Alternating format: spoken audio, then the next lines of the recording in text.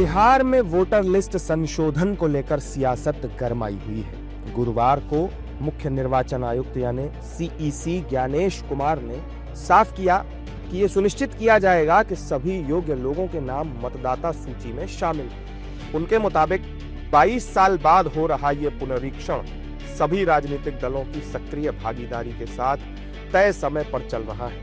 चुनाव आयोग के इस बयान के बाद भी विपक्ष उसको लगातार सवालों के घेरे में खड़ा कर रहा है। आप पे स्वतंत्र, निष्पक्ष और हम ये कहते हैं वोटर्स को दिक्कतें ना हो, बूथ को हम और छोटा करते हैं।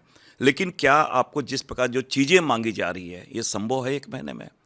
तो इसलिए हमने कहा कि अव्यवहारिक है ये चीज़ें और खिसियानी बिल्ली खंभा नोचे वाली बात यहाँ पर चरितार्थ हो रही है। उन्हीं के अनुसार 20% जो बिहार के वोटर बाहर रहते हैं, जिसमें गरीब लोग हैं, दलित, पिछड़े, मुसलमान हैं, अल्पसंख्यक हैं, अन्य वर्ग, उनको अगर आप जोड़ने का अभियान नहीं शुरू कर रहे हैं, उनको बेदखल करने का अभियान शुरू कर रहे हैं, क्योंकि हमारी किसी भी शंका के लिए आपके पास कमीशन ने हमें कोई भी सेटिस्फैक्टरी आंसर नहीं दिया, तो जाहिर तौर पर उसके अनुरूप ही उनके बयान की संजीदगी होनी चाहिए। जबकि बीजेपी और जेडीयू के नेता चुनाव आयोग पर हमलावर विपक्ष को आड़े हाथों ले रहे हैं और इस विरोध को बिहार चुनाव में हार का डर बता रहे हैं। हर दिन जो है वो हमारे चुनाव की जो प्रक्रिया है उस पर ही जो है वो भ्रम पैदा करने की और भय पैदा करने की कोशिश है।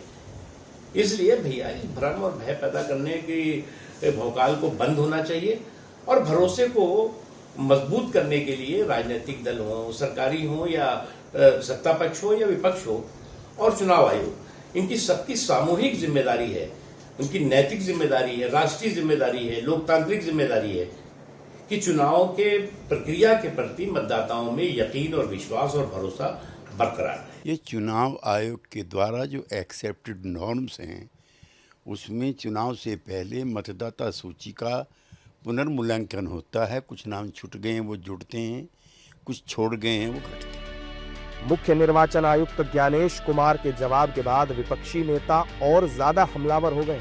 विपक्ष का तर्क है कि वोटर लिस्ट में संशोधन से करीब 2 करोड़ लोगों को वोट नहीं डालने दिया जाएगा।